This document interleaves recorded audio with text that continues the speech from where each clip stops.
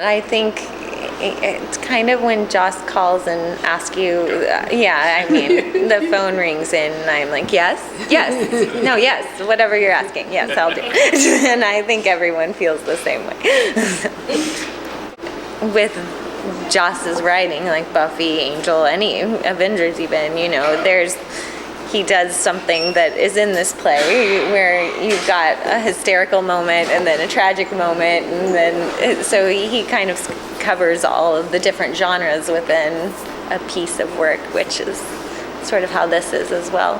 The first thing when he called and asked about doing it is that he wanted to do a noir sort of version of Much Ado, and I think when he thought of noir, the black and white was what popped into his head, but at the same time we made it in 12 days at his house, and everyone wore their own clothes pulled out of their closet. So once you got that mixture of all the different colors and stuff going on, and you had no budget and no time to light it and make it all cohesive, then if it was black and white, it all looked pretty all of a sudden.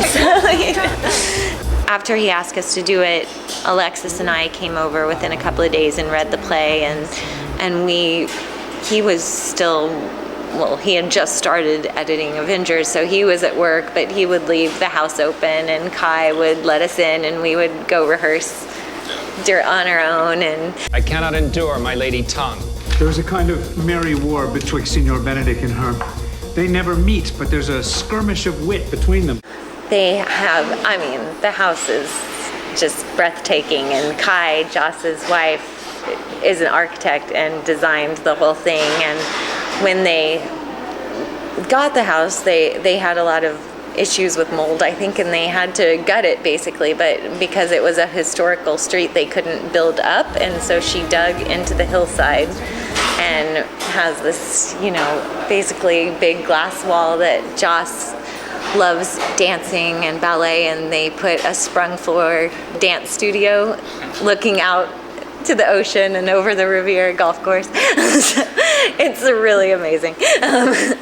But that is the room that they blocked off and made the Dogberry whole thing. Beatrice and Benedict are sort of they are the quintessential lovers, if you look at romantic comedies from that point, from forever, you've got that sort of they hate each other but love each other thing that they have, and the themes of the play and the emotion of the play doesn't feel dated or stilted or anything else. So I think Nathan was saying, then he felt like the first time he read it, that he was like, I just have to talk like Yoda.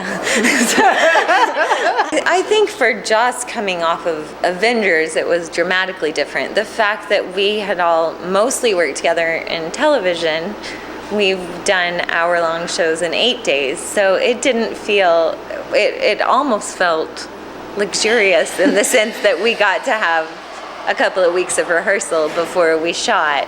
So yeah, it was just a bunch of people who all already admired each other's work and loved each other and loved being around each other, and then getting to work together and getting to work with Joss. So it was fun.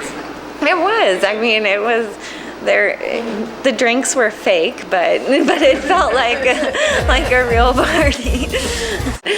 No, it was mostly just trying to not have a cheeseache from smiling, because it was just such a fun experience and being around all those people.